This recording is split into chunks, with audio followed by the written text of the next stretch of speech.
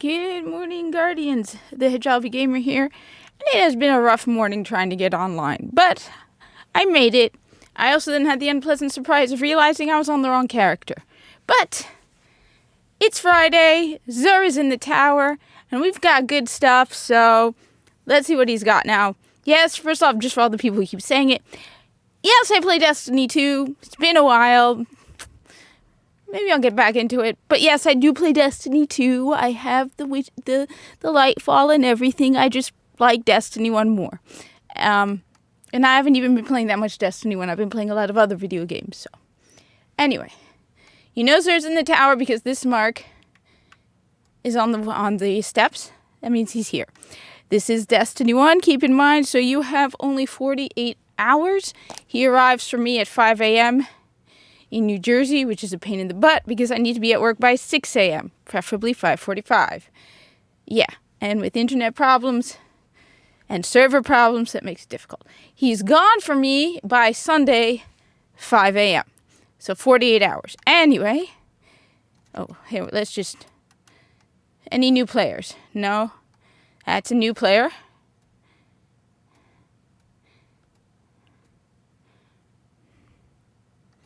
So we have one new player. We have one new player right now. Usually I find 3 or 4 new players, but you always find new players in the tower, so just saying. Anyway, we're heading to the left towards the speaker, but we're actually going to the big round door. And like I said, look, as long as he doesn't have Trespasser, it's a good day in my opinion. I don't know, I just have this thing now against Trespasser because for a while, Zur kept carrying Trespasser. Anyway, he's right over here. He's got one of my favorite guns, actually. He's got Suros... He's got Suros Regime and Basilisk's Glory, which is one of my favorite guns and one of my favorite ornaments. So this is Basilisk's Glory. I like Suros Regime because I like the impact and rate of fire. Some guns have ridiculously low impact and high rate of fire, and some are the opposite. This has a decent rate of fire and a decent impact. And it sounds like a real gun. It doesn't sound like... I like the sound of it. It's not that bad. Some guns to me in this game sound like you're kissing your enemy. A lot of the pulse rifles sound like they're going... And it's like, no. Anyway, Suros Regime, for a while, until I picked up, I think it's Genesis Chain, which has similar rate of fire and impact. This was my go-to the point where people would ask me, do you have Gjallarhorn? I'd be like... And try to avoid answering because I'd rather use Suros Regime. So you have 2 perks here. You have Spinning Up. The longer this weapon is fired, the faster it fires. And then you have Focus Fire. When zoomed in, this weapon fires slower but causes additional damage. So you alternate between those 2. Then you have this, Suros Legacy. The bottom half of each magazine deals bonus damage and has a chance to return health on kill.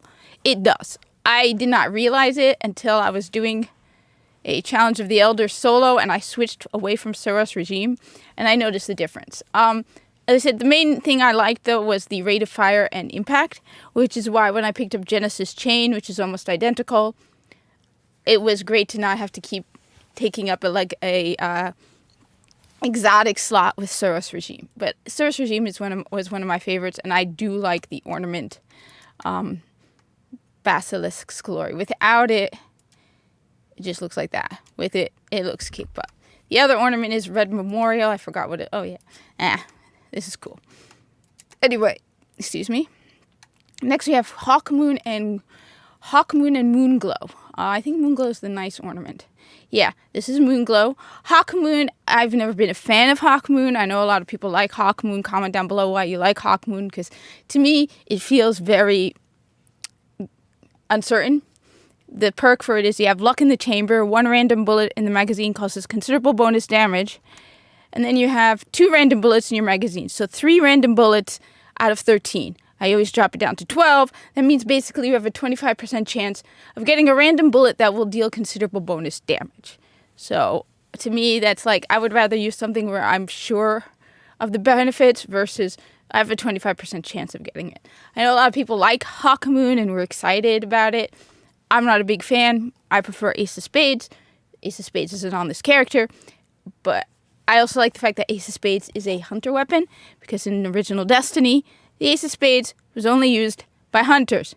Then Destiny 2 comes along, and what is it, Warlocks and Titans? You just, no words, you took our weapon. Anyway, I gotta rush through this because I gotta get to work. I am late. I just could not get on. Thunderlord, machine gun, nice. Arc machine gun. Lightning rounds. This weapon fires faster and more accurately the longer the trigger's held. Yay. Doesn't really feel that cool. I mean, it is a machine gun. And it's an exotic. And I believe there's it's not that hard to get.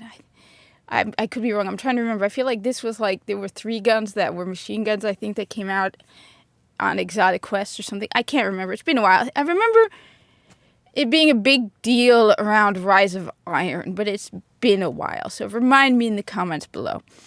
Okay. We got the Dune Marchers for the Titan. Increased sprint speed, increased movement speed while you're aiming your weapon, and tighter turn radius while sprinting. It sounds like a cheaper Frosties. I don't have my Frosties here, but it sounds like I'm sorry, War Titans, but this sounds like a Wish Frosties. Or Frosties. We have Frosties at home. That joke, okay? Yeah. Nah, I'm sorry. Dune Marchers doesn't strike me as very good because our Frosties does all this and more. It does faster grenade and melee recharge. So, sorry, Titans. I'm disappointed for you. And we got the Khepri Sting for the Hunters. Touch of Venom. Gain invisibility after crouching in place for a short time. Melee attack on enemy from behind while invisible. Delivers 4 times the damage. Melee attacks apply a lingering damage effect. This is a good one. It's like, I prefer the Don't Touch Me's because but it depends on what you're using it for. So Don't Touch Me's is great if you're trying to solo the Thrall beginning of Crota's End. This could work, but it's not as effective because every time they melee you, which the Thrall are constantly meleeing you, that one will make you go invisible. This you have to crouch, so yeah. A Khepri Sting, but it's still decent. I mean, anyway. The Stag. This is for Warlocks. The Stag fails the Corpus Helmet test. It's got massive horns sticking out the top of it. Really, that thing must be ridiculously horrible to wear. It must be horrible to carry around. It is more bulky than the Corpus Helmet. So Warlocks, when you wear this, the Corpus is laughing at you. I'm sorry, Warlocks, no matter how good or bad this thing is, the Corpus are laughing at you. That's just that you're gonna have to accept it. Once per life, your super charges faster when your teammates are dead. Chance to respawn with an overshield. So basically, it's a fire team thing. So basically, you can wear it and have the rest of your fire team laugh at you. If they were Corpus. If you had a Corpus fire team. Look, I'm sorry. I have a general... I'm more of a practical. When it comes to cosmetics, I like my character to look like it's actually a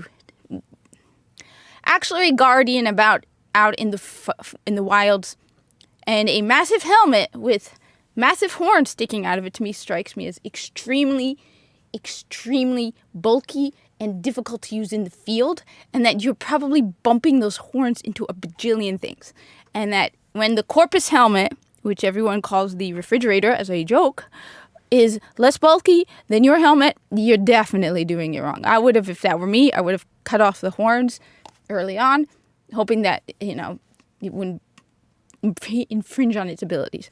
Anyway, I gotta head out. I am already late for work. You got the usual. Kyros, thank you for watching. Like, comment, subscribe. Yes, there are people playing Destiny 1. Alright? It's just I'm tired of the people. Every now and then I'll get somebody who's like, why are you playing Destiny 1? Why aren't you playing Destiny 2? Yes. Destiny 1 is a better game. Yes. On top of that, the servers, while they are a little difficult with Destiny 1, are more stable than Destiny 2. But I still have on pre-order the Collector's Edition Tower. I haven't pre-ordered Final Shape, but I do have the Tower because I like the original. Anyway, I gotta hit to work. Thank you for watching. Like, comment, subscribe. If you're playing original Destiny, look me up. I'm on PlayStation and Xbox. Feline Revolution on PlayStation, Feline Uprising on Xbox. I still want to do some raids because I got exotics I need to get from those raids. And, but it's been a while, so. Later. Hope to see you in the tower.